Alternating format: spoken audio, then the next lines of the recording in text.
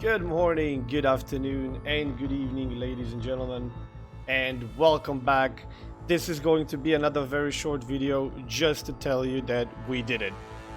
The survey wasn't out even a couple of hours, and it was already obvious that Wargaming wants to kind of rework well, maybe not the whole idea, but they are definitely invested into changing the prize, the rewards, the whole thing.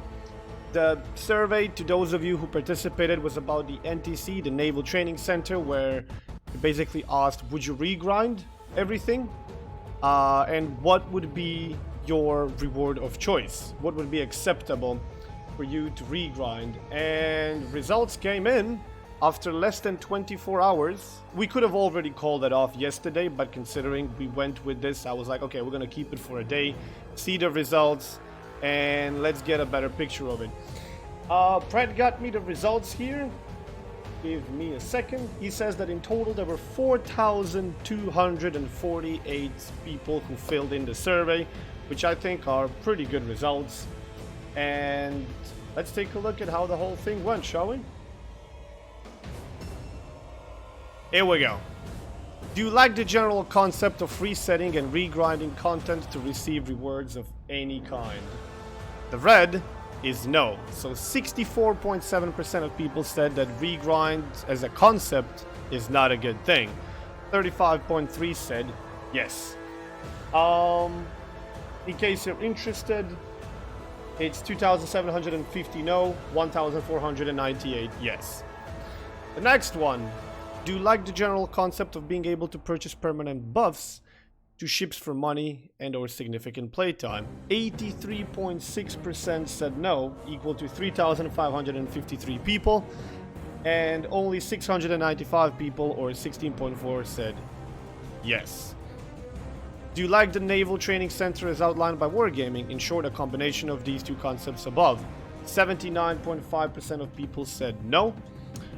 Maybe 16.7%, and yes, we can't even see it here, but it's 3.8%. 3,377 people said no, 710 people said maybe, and 161 people said yes. Do you expect that the advantages gained through the Naval Training Center would become a requirement to successfully participate in competitive gameplay, for example, clan wars or ranked? 70.7% people said yes. And that is equal to 3,004 people. Not for general public, only for ambitious clans and players, was 598 people, or 15.2%, and 600 and... those numbers don't make sense. No is less than maybe. Maybe he screwed up some numbers, but you can see that 15.2% said no. 14.1% said maybe, 70%, more than 70% said yes. So there's that. And the last one, would rewards that do not enhance the characteristics of a ship be a sufficient incentive for you to reset and regrind lines or go back to the lower tiers? Yes, I would regrind even without the reward. We can't even see, like, it's really, really low. I think he said it's... where is it? 1%, yeah. And green, which we can't even see, no, the rewards would have to be buffs for ships, which is the original idea, is 4.3%. And then we have yes for purely cosmetic rewards, such as unique camouflages or metal, is 20.8%. Yes for economic rewards, such as bonus or credit or steel income, 36.9%. And no, I would not regrind content for any kind of reward, 36.9%. So, to summarize this real quickly, most of the people don't like the concept of regrind, and I'm sure this will come as a surprise to Wargaming, especially if it's going to be providing you with some sort of buffs in game. Yeah, it's just the way it is. It's what I thought, it's what I said to them, but they were like, maybe we know the player base better. I'm like, okay, sure, we'll see. Do you expect that the advantages gained to the Naval General becomes... Yeah, like this is pretty obvious. 3/4 of the people said, almost 3/4 of the people said, yeah, of course. If you want to compete, you're gonna need these buffs because it's a straight up advantage. If you play like 7v7 and 7 dudes on one side have these buffs and 7 dudes on the other side don't have these buffs, it's like you have additional ship, maybe even more, honestly. So yeah. And kind of the biggest surprise probably to Wargaming is going to be, well, first of all, people don't want to regrind. Second of all, or most people don't want to regrind. And second of all, even if they do want to regrind, they will do it for economic rewards, such as bonus on credit or steel income, not for cosmetic purposes. I mean, it's kind of the same, if you can see, like economic rewards. Oh shit, no, sorry. This is we would not regrind at all. Yeah, that's why this is going to be probably the biggest shock to Wargaming. Like a third of the people more than a third of the people would not regrind under any circumstances. So that chunk is already off. And then from 63-64% of people that you have, more than half of those would not regrind for cosmetic rewards. They would do it for something economical, which is one of the things that we were trying to tell them, like introduce some sort of income that will boost their account if that's what you want, and not something that's going to influence the game.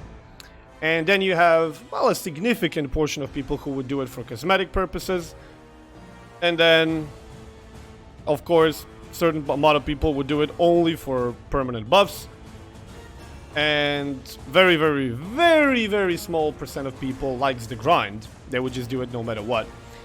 So we received the answer yesterday on the dev blog post where they say that they are canceling this in the near future. They will rethink and rework the rewards.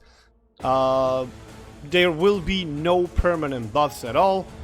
There's going to be ships such as Colbert or Ohio. There's going to be some cosmetic rewards. Maybe there's going to be some economic. There's going to be a mix of everything besides buffs, which I think is a perfect balance. Sometimes you're going to be getting some ships, sometimes you're going to be getting some income, sometimes you're going to be getting some cosmetic rewards, and that way it's going to keep it interesting, you know. In-game buffs, one big no-no. I'm really not sure why that was such a big taboo for them, but I'm glad that all the CCs, the whole community, everybody came together and expressed our opinions loud and clear, and it was like, no, we don't want this. If you're doing this for us, then stop. Don't do it, because if you're doing it for us and we don't want it, what's the purpose?